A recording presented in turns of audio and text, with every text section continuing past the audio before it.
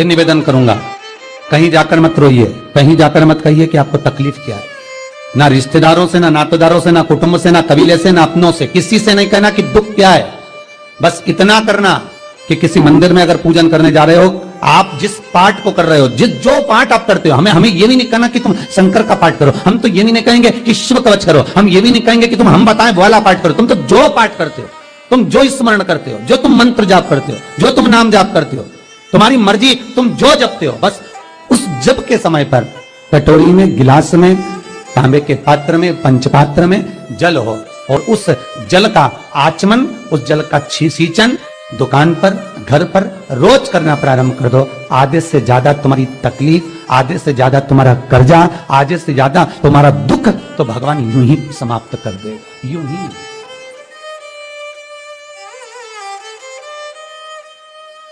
हम जल कौन सा सींचते हैं भगवान? अपनी दुकान पर पानी कौन सा छोड़ते हैं? अपने घर पर जल कौन सा सींचते हैं? जब मटके में से भरकर लिया है, कुंड में से भरकर लिया है, अपने घर में नल में से भरकर लिया है और वो पानी लाने के बाद में अपन सब दूर छीट दिया। अपन वो वाला पानी कभी नहीं छीटते जो रखा है, जो आराधना के लिए रखा है, साधना के लिए रखा है, जो भगवत स्मरण के लिए रखा है, हमने वो नहीं छीटा। हम तो भरकर लाए और छीट दिए। अरे भाई, बहुत दुख है, बहुत तकलीफ है, बहुत कष्ट है, कहीं मत भटको। जिससे तुम्हारी अच्छी पटे उसका स्मरण कर कर, उसका भजन कर कर, उसका कीर्तन कर कर, उसका नाम जाप कर कर। हम तो ये भी कहते हैं कि तुम जो भजन कर सकते हो, तुम जो स्मरण कर सकते हो, तुम्हारी चित्तवृत्ति में जो अच्छा हो तुम वो करना। हम भी बताएं तो भी मत करना। तुम्हें अच्छा लगे तो करो, नहीं लगे तो तुम जो कर रहे हो बहुत अच्छा करो, तुम उसको जो।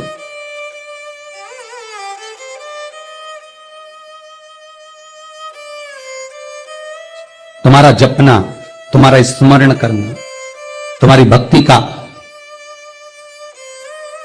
भाव प्रकट करना, बस दिल से, मन से, जो तुम्हारे मन में आ जाए भगवान को वो कह दो, भगवान से वो जाकर निवेदन कर दो, भगवान उसे स्वीकार कर दो। तो शास्त्र कहता है कि जिस दिन आपका व्रत है उस दिन एक काम जरूर करना कि भगवान का मंत्र जाप कर कर, भगवान का स्मरण कर कर, कटोरी में जल लेकर, पात्र में जो जल रखा हो, पूजन पाठ करते समय, स्मरण करते समय वो जल का पान अवश्य करें।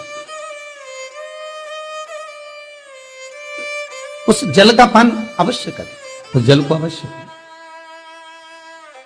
क्या होता है जल का पान करने से? शिव महापुराण की कथा कहती है, चाहे आप हनुमान चालीसा पढ़ें, चाहे आप राम रक्षा स्तोत्र पढ़ें, चाहे आप देवी कवच करें, चाहे आपकी मर्जी पड़े, जो पाठ पूजन करें, बस एक निवेदन है, पूजन पाठ करते समय एक कटोरी में, तांबे के कलश में, एक गिलास में जल अपने नजदीक में जरूर रखें।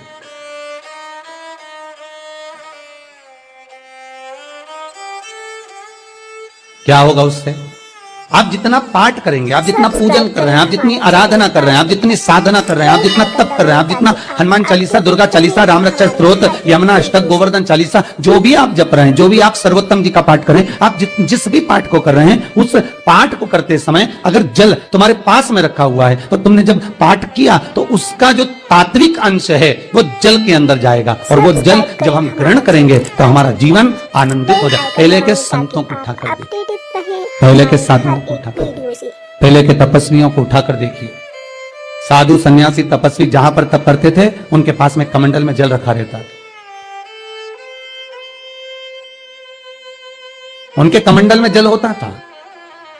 उन्होंने कमंडल में से जल लिया, श्राप दे दिया, उन्होंने कमंडल में से जल लिया, आशीर्वाद दे दिया। तो कई शास्त्र, कई विद्वान कहते हैं कि उस सन्यासी का तप बल इतना प्रबल था कि उसके मुख से जो निकलता था वो हो जाता था। ध्यान देना, सन्यासी के तप बल से भी प्रबल था उसके कमंडल का जल, जिसको वो पठन करता था, तप करता था, साधना करता था, भजन करता था, कीर्तन करता था, तो जो जल उसके पास में रखा रहता था उसमें इतना पावर आ जाता था कि बस उसको छोड़ते ही वो श्राप लग जाता।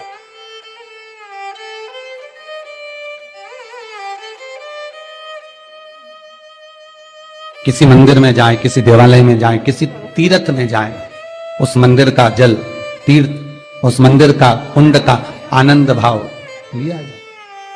भाई, भारत की भूमि पर जितने मंदिर हैं, भारत की भूमि पर जितने तीर्थ हैं, सारी नदियां, कुंड, तालाब, छोटे छोटे सरोवर, बावड़ियां, ये सब मंदिर के पास में ही क्यों बनवाए गए?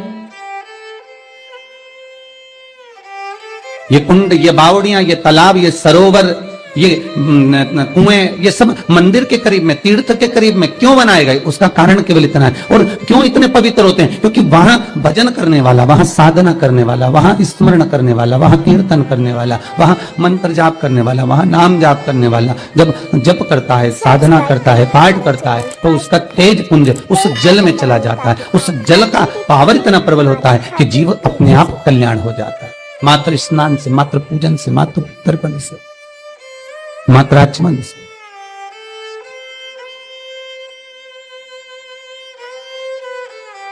शिव महापुराण तो यहां तक कहती है हमारा चैनल बेल आइकन कि दबाएं आप शंकर भगवान को जल चढ़ाएं, हर एक वीडियो थोड़ा सा जल पात्र में रख लें।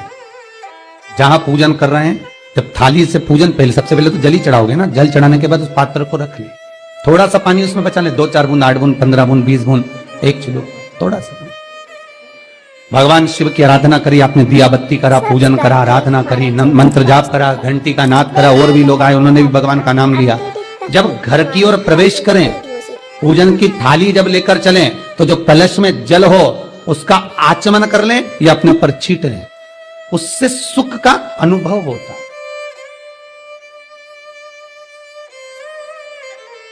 स्कंद पुराण कहती है मनुष्य के जीवन के दुख को समाप्त करने में जल की परिभाषा प्रबल है। अपडेटेड रहें हमारे हर एक वीडियो से।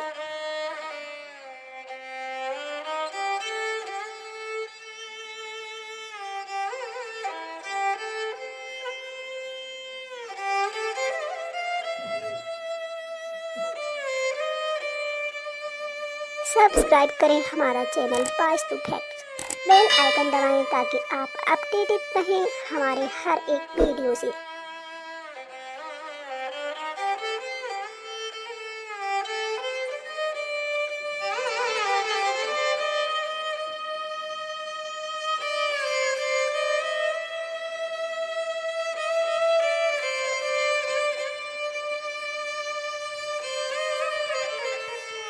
सब्सक्राइब करें हमारा channel Vastu fact. Bell icon दबाएं ताकि आप अपडेटेड रहें हमारे हर एक वीडियो से।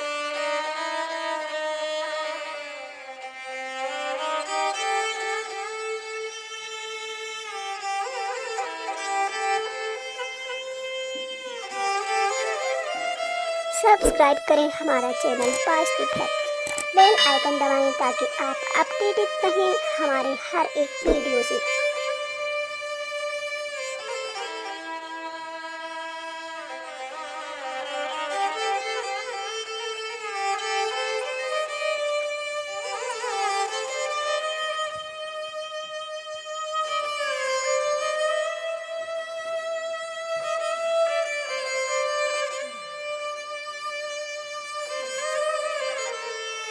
सब्सक्राइब करें हमारा channel Vastu fact. Shri bell icon दबाएं ताकि आप शिवाय अपडेटेड रहें हमारे नमस्तुभ्यं। हर एक वीडियो से।